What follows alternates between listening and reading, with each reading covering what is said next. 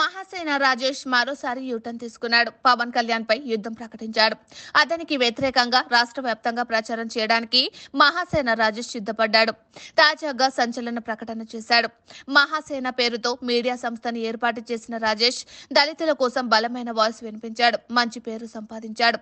2019 ఎన్నికల్లో జగన్ కు మద్దతుగా నిలిచాడు. కానీ వైసీపీ అధికారంలోకి వచ్చిన తర్వాత అదే పార్టీకి వ్యతిరేకంగా మారిపోయాడు మహాసేన రాజేష్. గత 5 సంవత్సరాలుగా వైసీపీకి వ్యతిరేకంగా గట్టి పోరాటమే చేశాడు.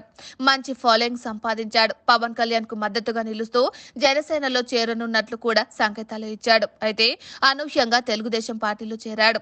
ఆ పార్టీ తరపున పి గన్నవరం ఎమ్మెల్యే టికెట్ సొంతం చేసుకున్నాడు. కానీ ఆయన పాత వీడియోలు వైరల్ గా మారటంతో ప్రతికూల ప్రభావాన్ని చూపాయి.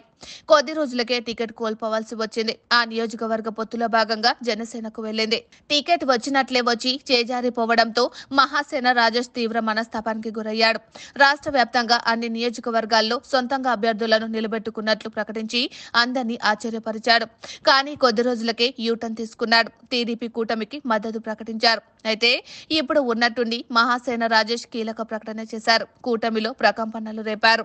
ఇన్నాళ్లు ఏ జనసేన అధినేత పవన్ కళ్యాణ్ పై అభిమానం చూపారో అదే పవన్ పై యుద్ధం ప్రకటించాడు మహాసేన రాజేష్. పవన్ తనను నమ్ముకున్న జనం కోసం నిలబడరని, ఈ విషయంలో జగన్ బెటర్ అని ప్రకటించారు. ఈ విషయాన్ని ప్రజలకు వివరిస్తానని కూడా ప్రత్యేకంగా స్టేట్మెంట్ ఇచ్చాడు. అంతటితో ఆగకుండా పిఠాపురంలో పవన్ 200% ఓడిపోతాడని కూడా జోష్యం చెప్పారు. అయితే రోజుకో ప్రకటన, పూటకో యూటర్న్ తో మహాసేన రాజేష్ క్రెడిబిలిటీ కోల్పోతున్నారని, ఏదైనా ఒక నిర్ణయాన్ని కట్టుబడాల్సిన అవసరం ఉందని విశ్లేషకులు అభిప్రాయపడుతున్నారు.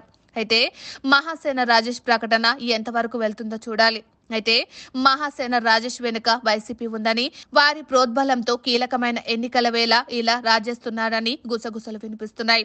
అమ్ముడు పోయి పవన్ పై బురద జల్లుతున్నారని ఆరోపణలు వస్తున్నాయి.